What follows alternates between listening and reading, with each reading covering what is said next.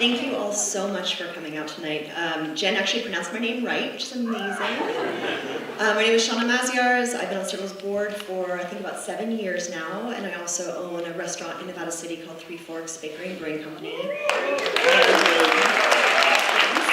We are strong supporters of SYRCL, and I know that many of you, I know almost everybody in this room, and I know that many of you are SYRCL members, but also support SYRCL through your businesses. In all sorts of ways, with your labor, so thank you all so much for that and for being here to learn more about what we're up to. I am incredibly honored to have the opportunity to introduce Allan Eberhart to you tonight as our Volunteer of the Year. You all deserve awards, but Allan goes above and beyond. I cannot imagine anybody more deserving of this award, and it's just really, he deserves, a whole room full of awards. I'm in awe of him.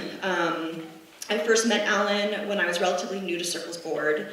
I was working on the advocacy portion of our strategic plan at the time with Kim Milligan, another board member at the time, and we asked Allan to meet with us because we knew that more than just about anyone, he understands the complex combination of political wrangling, wonky water policy, on-the-ground activism, the restoration work, all of the things that go into, the decades-long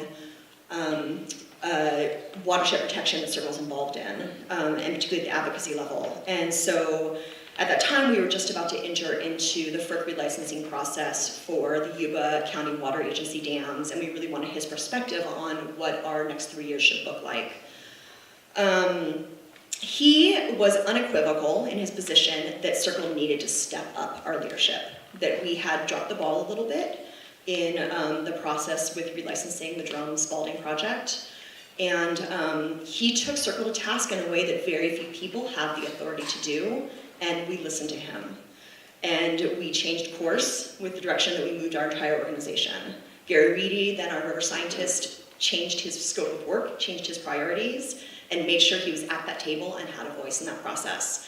So I wanted to start there just to give you a sense of, the impact Allan has had on our organization, and that's just a drop in the bucket. The impact he has had over almost 4 decades now of work in this watershed and the Bear watershed, and really, he gets that it's not just about the Yuba, that we are connected to a whole, to the whole state, to the whole series of watersheds, and he's worked tirelessly and somehow manages to do that without coming off as smug or condescending. He has worked tirelessly for the better part of 4 decades to advocate for free-flowing rivers, restoration, native species health, and ecological protection of all of California's rivers. And I think perhaps most importantly, Allan understands that we are better together, and he has worked to build effective coalitions, including the Foothills Water Network, which is a coalition of over 40 local, state, national organizations that have become one of the most important voices for conservation of foothills watersheds, including now being really the galvanizing point for the challenge to Centennial Dam on the Bear River. I want to show you this list.